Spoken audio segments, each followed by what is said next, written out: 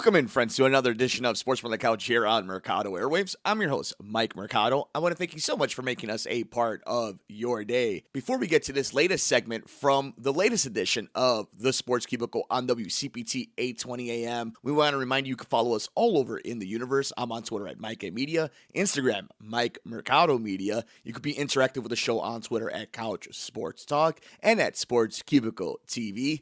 Like, rate, review, and share us on all major podcast platforms, wherever you get your favorite podcasts at Mercado Airwaves. Check out the video version of the podcast over at youtube.com/Mercado Airwaves Network. We have swag over at teespring.com/Mercado Airwaves. And if you would like to get our weekly NFL picks, check us out at patreon.com/Mercado Airwaves. Now enjoy this segment from the latest edition of the Sports Cubicle on WCPT 820 AM with Dan Marver, Devin Tingle, Paul Chivari, and myself, Mike Mercado. Joining us once again on the Sports Cubicle is the one and the only Robert Scott from Rob's 2 Cents. Rob, how's it going, buddy?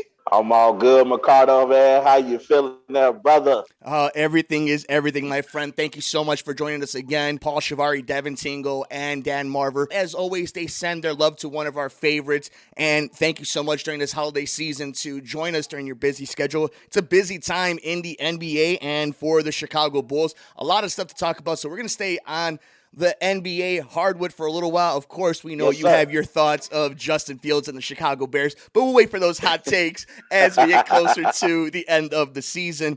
But let's start off right here locally at the United Center and in Chicago, as we've seen the Chicago Bulls now 5 players in the COVID protocol, and this has been something that hit the team really hard. As of this recording, they have lost now Kobe White, Javonte Green, DeMar DeRozan, Matt Thomas, and now Derrick Jones Jr. Your thoughts of this outbreak that has kind of hit the Chicago Bulls really hard after what has been a really fun start to the season? First thing first, let me just say I appreciate you for having me on the show, Mercado. You've been doing great things over there, man. I've been checking you out. Same to you. Both of us, still with our connection with Brother Jerry Rouse. So thank you so much for having me here. Miss you guys, man. But, it's nothing but love from this end. The only phrase that pops to mind is what a time we live in right now, man. The Bulls were on the roll, playing some great basketball, and just to get, just damaged by COVID-19, man. It's, I was just joking with a friend earlier. I said, I'm just waiting on the new name that they call the next variant of the virus. It's just sad to see, but hopefully we can, keep some of that momentum going. I know we took a tough loss against Cleveland the other night. And as you can see, along with injuries, because we don't have Alex Caruso right now. Caruso, that's what I call him. That's my guy. It's going to be tough, but right now this is what champions are made of, brother. We have to push through and try the best way we can until we can rally up the troops and get back to our winning ways. At their best, do you think this team has legitimate hope to not just be a contender in the playoffs, not just maybe win a series, not just get to a conference final, but make a deep run into this? Do you think it's maybe a thing where we have to see them prove it first? Because DeMar DeRozan's a winner. We've seen him go through the grind. And Alex Caruso obviously has championship medal underneath him. But you look at the rest of that roster, and it's a lot of guys that are going to learn what it takes to win in an NBA playoff series in the long run. But if at their best, if you're not dealing with the COVID issues or you overcome these COVID issues, how far do you think this team can actually go? I honestly think the Bulls can make it to the Eastern Conference Finals. In my honest opinion, I feel like we're one big away. I feel like we get extremely small when Vucevic goes to the bench. And, sometimes that could be detrimental against teams like Milwaukee, teams like Philly, teams that have, a traditional big or have someone like Giannis who's just a utility knife of a player who just gives it all. So I think the Bulls, I was kind of sad Milwaukee snatched up DeMarcus Cousins. I know he was out there in the free agency pool. Milwaukee said, hey, we're going to take advantage, especially because they're dealing with their own injury problems with Brook Lopez, who now has to have surgery on his back. But he should be back hopefully in time for the playoffs. So I think the Bulls, they definitely have a high ceiling. Eastern Conference Finals, they're going to be one of the tougher teams to see. in the NBA playoffs. I could tell you that right now, man.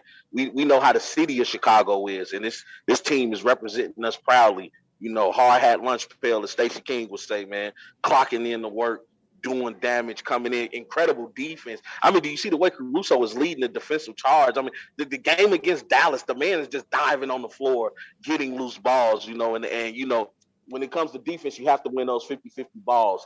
The only thing I can say, minus the big, that defense, we're going to go as far as our defense takes us.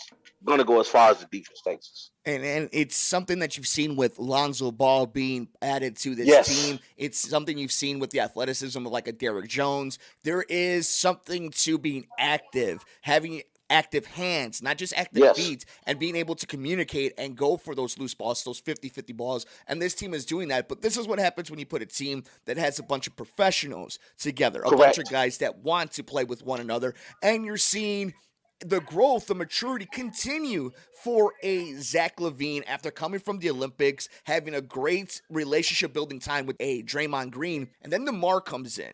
And I think for a lot of people, there was excitement for DeMar coming here because of the stature and how much respect he has among the league. For people who were critical of it, a lot of it was scheme and how he fits to it. But I think for a lot of people just trying to stay neutral to the situation, what you've seen now is not only how it fits, how much of a benefit and how much of an asset it's been for the growth of the team, the organization, the way it's looked around the entire league. Yes. Is DeMar legitimately not just team MVP?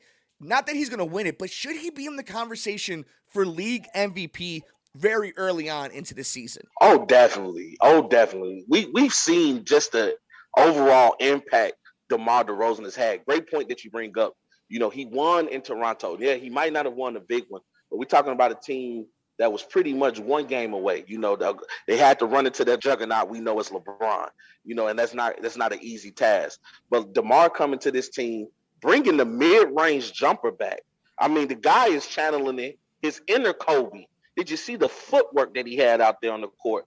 Leading all NBA players in fourth quarter scoring, meaning he gets the job done when the time is right, when you need a big bucket. DeMar has been there. If DeMar is not in the MVP conversation, then I say the NBA is rigged.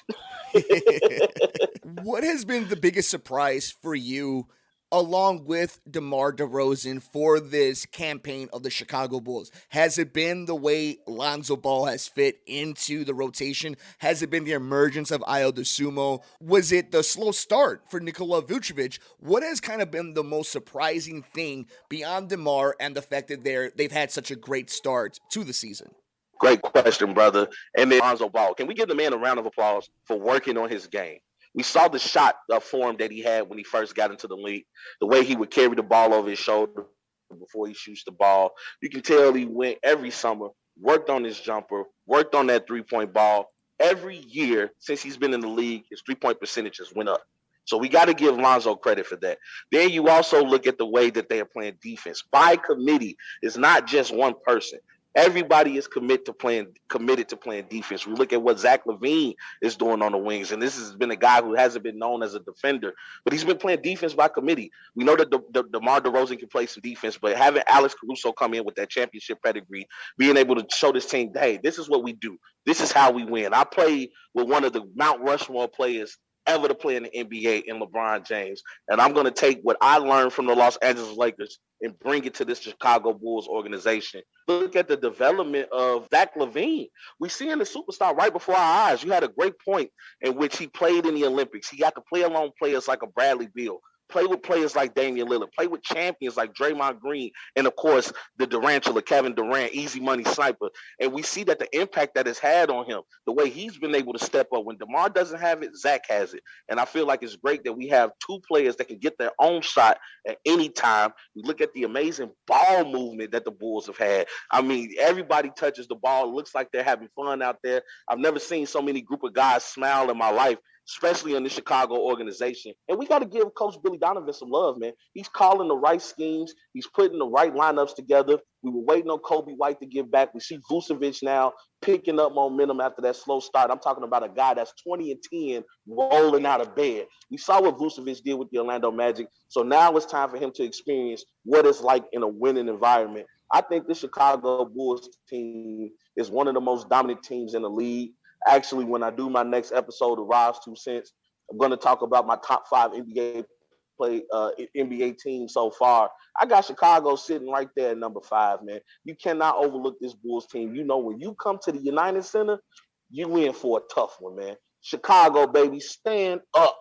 And a lot of credit not only goes to Billy and obviously to the players, but Mark Eversley and Arturas Karnisovas for what they did to this roster and being Yes. able to be fluid with what their game plan was. When they first came in, it was about evaluation and to see what the talent was. And really quickly, very, very quickly, they figured, oh, we don't have enough of the youth that we trust enough to build amongst this. And what did they do? They flipped everybody. And you look at what they built.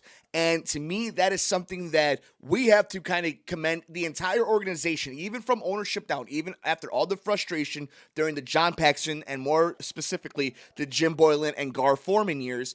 They did this. I totally get it, Chicago. I get it. But this is what you kind of gave them credit for what they did. When they made this complete turnaround, this is what happens when you have enough foresight to see how the league is going and be able to make the proper moves. And we are joined by one of our favorites making his return, finally making one of his returns here on the Sports Cubicle is Robert Scott from Rob's 2 Cents. Rob, before we get out of here, we have you for just a few more moments. Let's kind of take a look around the league. You know, it is something that you also love doing. You just don't love watching the Bulls. You love watching the entire association. So, yes, sir.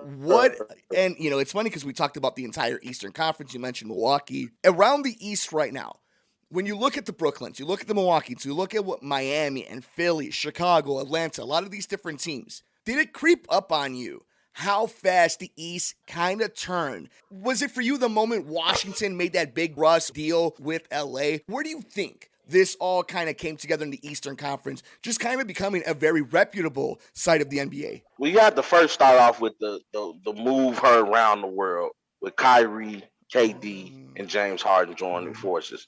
You have to look at that as one of as a major contributor to teams realizing we have to put rosters together, especially to contend with a team like that. Because even without a full roster, just mentioning those 3 names gives you chills. Then we look at Philadelphia. We see the development of Seth Curry. We see what Joel Embiid is doing. We know that there's a debacle going on between Ben Simmons and the team, but they still look good without him. You know, the question with Philly is, can Joel Embiid stay healthy? We look at Milwaukee, not really changing that much about their roster. But, you know, one of the teams I screamed all last season, don't sleep on the Bucks. Drew Holiday is a stud. And you look at Washington, as you mentioned, letting go of Russell Westbrook, who I love Russell to death, but he can almost be cancerous to a team. As we see what's going on with the Los Angeles Lakers right now, I'm hoping that they're able to get that together just because I'm such a huge fan of Melo, by the way. That's my boy right there. We'll love to see him make it to the NBA Finals. But they bring in a Kyle Kuzma. You bring in the KCP. You bring in a Harold. Players that teams didn't want come to that Washington Wizards team. You see right now the Wizards are 5th or 6th in the Eastern Conference. And then you look at Miami, making that move for Kyle Lowry, the pit bull, as I like to call him, bringing that championship pedigree. He won that ring with Kawhi and the rest of those boys in Toronto, bringing in a PJ Tucker who's fresh off a ring with Milwaukee. And then you still have to remember with Miami, Victor Oladipo is coming back. They're only going to get stronger. So I'm just loving the way that the Eastern Conference is looking. They have turned from the Leastern Conference to the Beastern Conference. Let Rob tell you. So we moved to the Western Conference, which has been the dominant one. And I guess there's no better way to say we know that there are so many legit teams. We know that Denver is one of these teams that was really good last year, but is fighting a lot of injuries. Phoenix looks good. And the real question, though, in the Western Conference, and you know what this is, and as much as we want to focus on Golden State and give them their flowers, are the Lakers going to make a run to come back? Is the age caught up? I'm not the biggest LeBron fan, but I also understand some of the heat that comes towards him, especially more specifically NBA stuff. Let's not kind of talk about how people like to just badger him on social media. Yeah. But if you look at the legit what we've seen, how many miles he has on those tires. Same thing with Russ. Same thing with Melo. AD. He's an old 27-year-old, 28-year-old. Old. What's up with the Lakers? Well, you know what? I know it sounds cliche, but you can never count out LeBron. I'm not the biggest LeBron fan, at least not on the court. You know, I've always been a Kobe guy. I've been a Michael Jordan guy. But LeBron has shown he knows what it takes to get to the NBA Finals. Maybe not to win it all, but he knows how to get you there. By hook or by crook, he's going to find a way to get this team to work. I believe they are already starting to show signs of that. You see Westbrook starting to limit his turnovers. You see LeBron starting to play more consistent. He had to get past those injury issues and the fake COVID test issues. You know, now if you really pay attention to it, in the last 6 games, LeBron, he's been dominant. He's been showing that he can still drive to the rim with the best of them. My only thing with LeBron is you need to limit those 3-point shots. I understand you're chasing Kareem. You have to limit those 3-point shots, but you have to remember they're also going to get some help soon. Well, not soon, but hopefully in the near future. And Trevor Ariza and Kendrick Nunn. They got Taylor Horton Tucker back. They're bringing some youth back to this roster. And I think that the Lakers are going to be A-OK. As you see right now, I believe they're 4th in the West. And we're talking about a team not so long ago that was at the bottom half of the Western Conference, and now they're slowly moving their way back up to their rightful places. You know, the league is good when Los Angeles wins. I really think that the Lakers are going to make some noise in the playoffs. That's not going to be a team that you want to see as the game slows down, especially depending on realizing how big this team is. Anthony Davis is not a little guy. LeBron is not a little guy. You still have Melo coming off the bench. You still have a Dwight Howard coming off the bench. This team, as the game slows down and that defense tightens up, this is going to be a team that you want to see, that you're going to want to be representing your roster. And I'm telling you right now, led by LeBron James, you can't count the man out, Mercado. LeBron knows how to win. It's like betting against Tom Brady, and we know how many times you don't do it. You just you don't bet against do it. TB12. You just can't do it, and it's what's going to make this NBA playoffs so much fun, because truly, just like last year and just like the bubble year, it's going to be about matchups. Because guess what? Everybody is pretty good in the NBA right now. Just like when the NFL comes. Everybody's either really bad or really good. We just don't know, but the games will play themselves out. And we want to thank the one and only Robert Scott. Rob, he's one of our favorites. He's the host of Rob's 2 Cents. Comes in hot and educated and full of passion, and he's one of the good dudes. Ricardo, I can't wait to have future conversations about the NBA, about the NFL, man, and what you guys are doing over there. Sports on the Couch, Sports Cubicle, man. I love you guys, man. Much love, much respect.